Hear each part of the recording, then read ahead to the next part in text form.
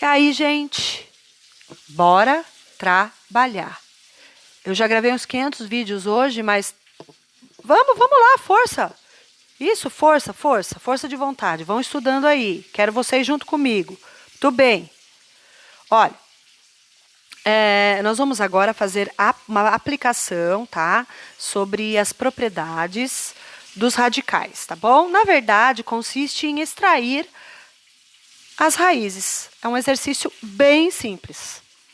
Item A, né? Na verdade, o enunciado é: obtenha as raízes. Raiz quadrada de 49 é o mesmo que pensar: qual o número que elevado ao quadrado resulta em 49?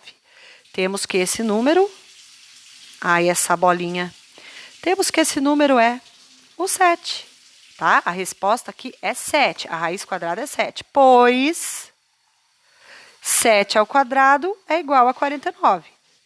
Sim ou sim? Ai, não pus o modo avião, perdoa, mas vai assim mesmo. Bom, aí o que a gente vai perceber, tá? Que no item B, ao invés de raiz quadrada, a gente tem uma raiz cúbica, né? Olha aqui, ó, raiz cúbica. Então, a gente tem que pensar qual o número que elevado ao cubo resulta em 125. Gente, segredinho, ó. Se esse final é 5, quais os números, tá? As unidades que multiplicadas por elas mesmas resultam em final 5.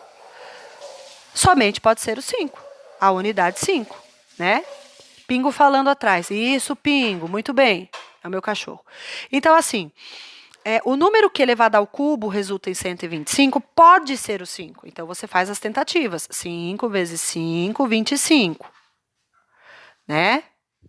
E 25 vezes 5, 125. Achamos. Prontinho, a raiz cúbica de 125 é exata e é o 5.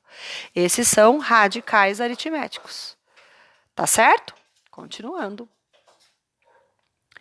Agora, nós vamos trabalhar a adição de radicais. Através das propriedades dos radicais, a gente verificou que na multiplicação, a gente coloca os radicandos no mesmo radical, na divisão a mesma coisa.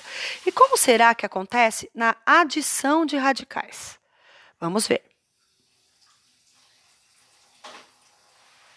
Tá aqui. Nós vamos fazer através de exemplos. Meus queridos, na adição de radicais, a gente não pode adicionar dentro os radicandos. Não pode. Porque isso aqui é como se eu tivesse 3x mais 4x.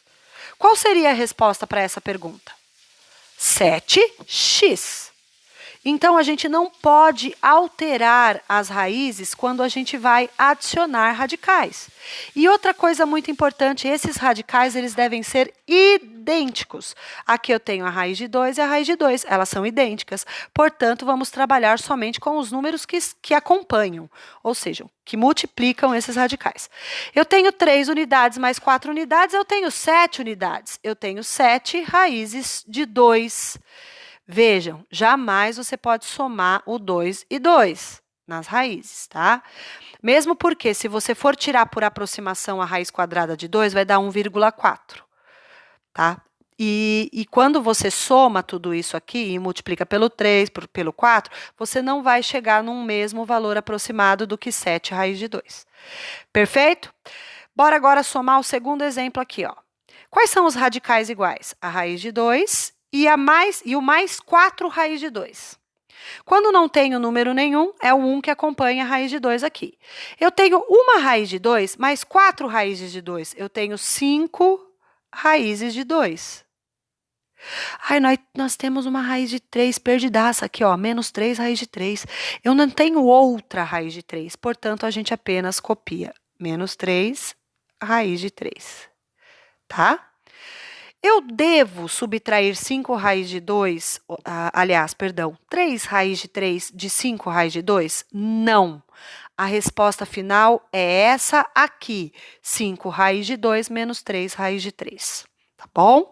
Então, no trabalho com adição e subtração de radicais, não devemos trabalhar com os radicandos. A gente deve conservar as raízes idênticas e trabalhar com os números que acompanho. Tudo bem?